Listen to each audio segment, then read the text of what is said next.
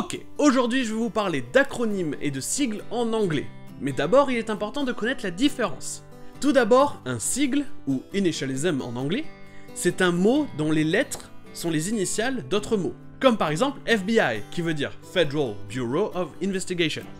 Alonzo Mosley, Federal Bureau of Investigation. How are you this afternoon? I'm fine. Mais un acronyme, c'est un sigle, ou initialism, qui va se lire comme un mot normal. Pas juste chaque lettre séparée, mais un mot. Comme par exemple, laser.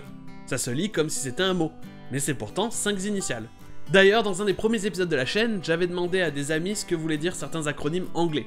Et c'était bien fun, donc je vous mets ça à l'écran et dans la description.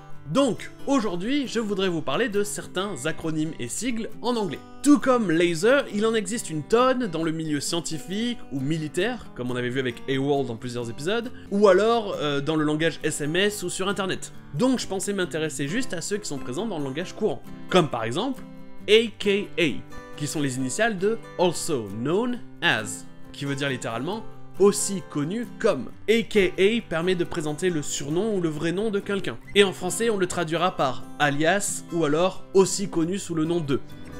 The target's name is Benjamin Dance, aka the Tank.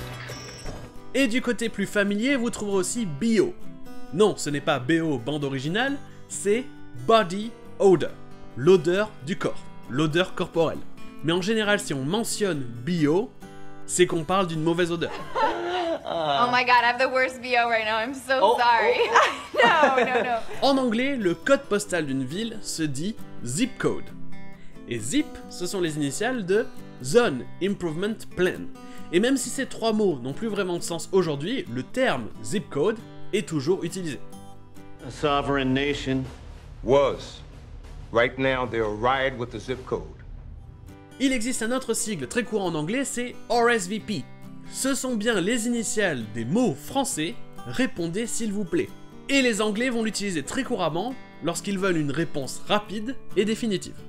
I'm just saying you might want to take this opportunity to rethink things, that's all. But everyone's invited and RSVP'd and everything.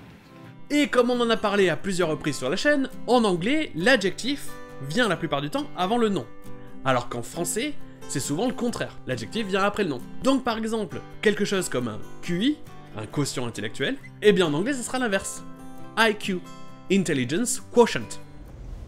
That could be Kurt Hendricks, 190 IQ, served in Swedish Special Forces. Et même chose pour les ressources humaines, RH. Eh bien en anglais ça sera l'inverse, HR, Human Resources. Today I'm gonna fire Ned.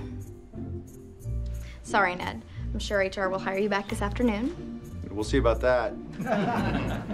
Bon, il en existe plein d'autres, mais j'ai essayé de vous parler des moins techniques et des plus courants. Et sur ce, je vous revois ASAP ou ASAP, as soon as possible, aussi vite que possible, c'est-à-dire demain.